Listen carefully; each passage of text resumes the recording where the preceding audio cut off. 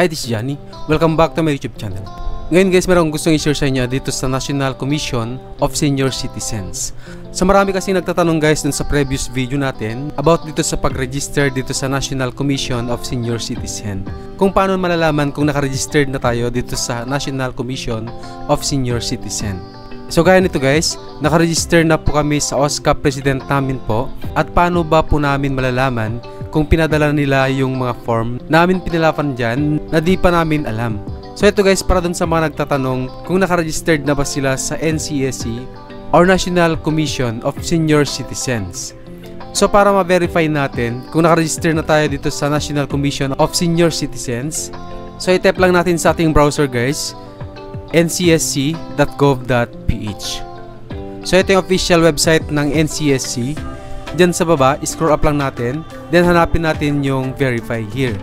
So magkatabi lang ito guys, yung register now saka verify here. So kung hindi pa ka naka-register sa National Commission of Senior Citizens, so pwede kayo mag-register dito guys via online. So i-click lang natin itong registered now. So meron tayong video tutorial about dito sa National Commission of Senior Citizens dun sa new registration.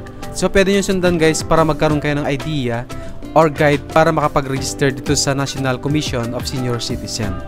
So para ma-verify natin kung registered na tayo dito sa NCSC or National Commission of Senior Citizens, so i-click natin tong verify here.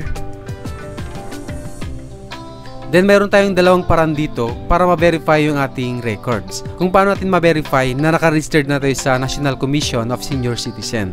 So sabi dito, registration verification, registrant with known RRN are already registered and may not need to verify. Select from the option below on how you would want to verify your record. So mayroon tayong dalawang pagpipilian dito guys. Una, yung verify using registration reference number or RRN. Then pangalawa, verify using exact name and birth date. So ito guys yung sinasabi ko sa inyo dun sa tutorial natin about dito sa National Commission of Senior Citizens na kailangan i-screenshot natin yung RRN. So kung napanood mo yung video natin about sa tutorial kung paano mag-register dito sa National Commission of Senior Citizens, so I'm sure na na-screenshot mo to yung RRN or registration reference number. Then pangalawa guys, yung verify using exact name and birth date. So halimbawa guys, yung number 1, so click lang natin yan.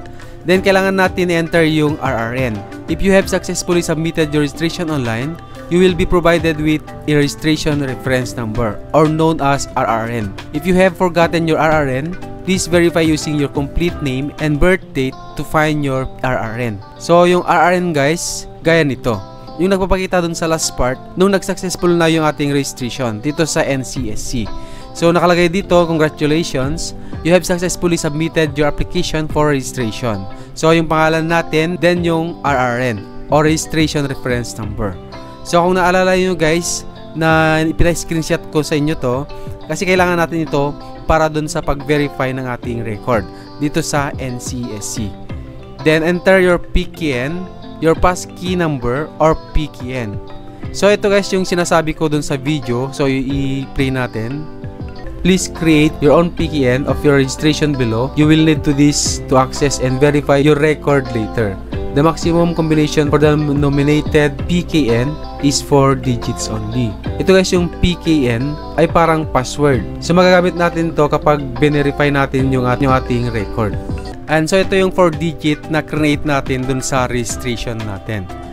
Then after natin ma-enter yung RRN saka yung PKN, i-click natin tong submit para ma-verify. So may nakalagay dito sa baba, searching PRN. Ayan, verify record. So ibig sabihin kung nakita yung record natin dito sa National Commission of Senior Citizens, ibig sabihin naka-registered na tayo dito sa National Commission of Senior Citizens. So nakalagay na dito yung ating RRN, then yung registration status. So nakalagay dito registered.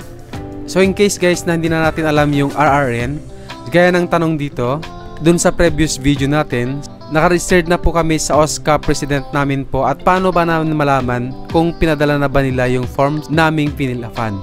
So in case guys na di natin alam yung RRN or PKN, so pwede natin gamitin tong verify using exact name and birthday.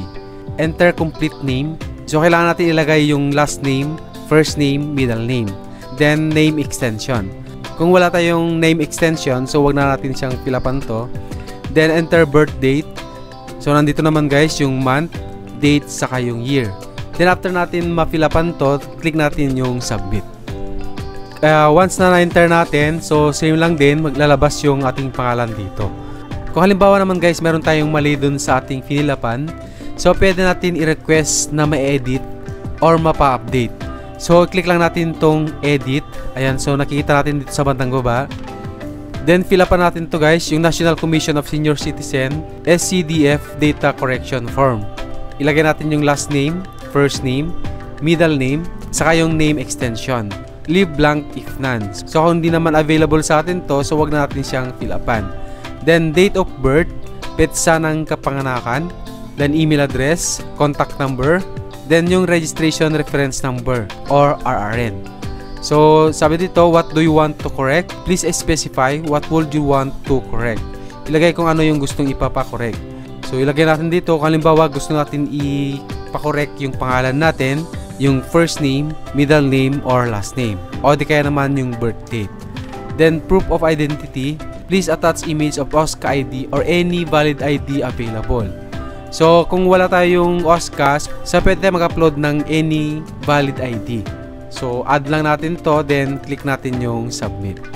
So yun guys, ganun lang yung pag-verify or pag-edit dun sa ating finilapan dito sa National Commission of Senior Citizens. I hope na nakatulong yung ating video tutorial at sana nasundan ninyo.